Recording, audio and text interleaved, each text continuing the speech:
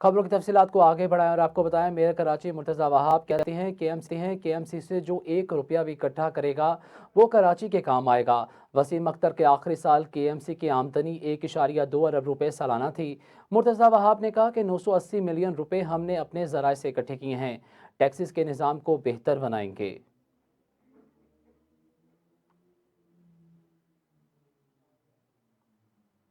1863 में उसके ऊपर काम शुरू हुआ और 1865 में उसको पब्लिक के लिए खोल दिया गया। कराची शहर में मेयर वेदर टावर हो, कराची शहर में हमारी हाई कोर्ट की बिल्डिंग हो, सिंध असेंबली की बिल्डिंग हो, कराची पोर्ट ट्रस्ट की 1886 की बिल्डिंग हो, हमारे पास तारीखी इमारतें मौजूद हैं। इस शहर का तारीखी विरसा है जिसको बदकिस्मती के साथ तफरीक की सियासत में, तासुब की सियासत में, नफरत की सियासत में कहीं छुपा दिया गया, कहीं भुला दिया गया। और हम अपने बच्चों को, अपनी आने वाली नस्लों को ये बताने के लिए कि इस शहर का क्या बैकग्राउंड रहा है, ये कराची है, कुराची है, कोलाची है, इस शहर की क्या तारीख है, क्या कल्चर है, क्या हेरिटेज है, बल्दिया उज़्मा कराची ने फैसला किया है कि हम उनके लिए इस तारीखी विरसे के ऊपर अब काम करेंगे। और मैं बताना चाहूँगा कि हालिया इजलास जो बल्दिया उज़्मा कराची का मुनक्किद हुआ था, उस इजलास में सिटी काउंसिल ने पाकिस्तान के पहले मेट्रोपॉलिटन म्यूजियम